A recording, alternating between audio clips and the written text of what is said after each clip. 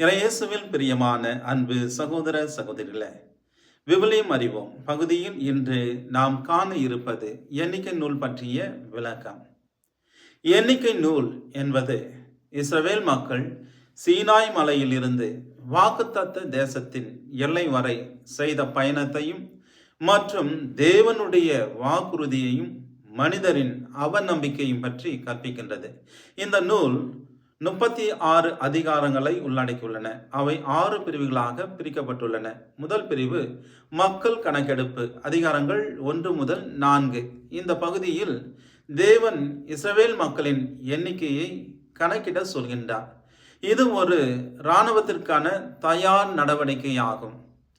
தேவன் ஒழுங்கமைப்பையும் விரும்புகின்றார் என்பதையும் ஒவ்வொருவரும் தேவனுடைய திட்டத்தில் முக்கியமானவர்கள் என்பதை பற்றி கற்பிக்கின்றது இப்பகுதி. பிரிவு 2 பாலைவனம் பயணம் மற்றும் ஒழுங்கு, அதிகாரங்கள் 5 முதல் 10. முகாமின் ஒழுங்கு, லேவியர் பணிகள், எக்கால அழைப்பு பற்றி இங்கே கூறப்படுகின்றது. தேவன் குழப்பத்தின் தேவன் அல்ல, அவர் ஒழுங்கின் தேவன்.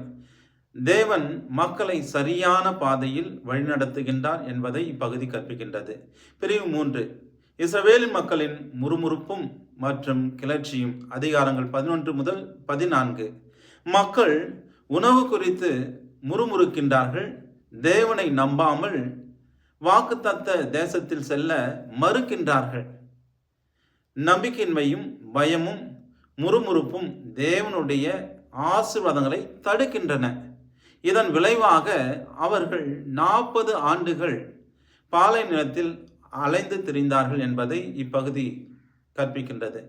பிரிவு 4 இஸ்ரவேல் மக்களின் தண்டனையும் தேவனுடைய இரக்கமும், அதிகாரங்கள் 15 முதல் 21. மக்கள் தவறு செய்தாலும் நம்முடைய தேவன் அவர்களை முழுமையாக கைவிடவில்லை. தேவன் தண்டிப்பவராக இருந்தாலும் இரக்கமுள்ளவராக இருக்கின்றார் என்பதை இப்பகுதி கற்பிக்கின்றது. பிரிவு 5 புதிய தலைமுறை, அதிகாரங்கள் 22 முதல் 27. பழைய தலைமுறை மறைந்த பிறகு தேவன் புதிய தலைமுறையை தயார் செய்கின்றார். வாக்குத்தத்தம் ரத்து செய்யப்படவில்லை. தேவன் தாம் வாக்குறுதிகளின் விசுவாசமானவர் என்பதை இப்பகுதி கற்பிக்கின்றது. பிரிவு 6 வாக்குத்தத்த தேசத்திற்கான தயாரிப்பு, அதிகாரங்கள் 28 முதல் 36. இங்கு காணிக்கைகள், விழாக்கள், தேச பகிர்வு, சட்டங்கள் பற்றி கூறப்படுகின்றது. தேவன் மக்களை எதிர்காலத்துக்காக தயார் செய்கின்றார். கீழ்ப்படிதல் ஆசீர்வாதத்திற்கான வழியாகும் என்பதை இப்பகுதி கற்பிக்கின்றது.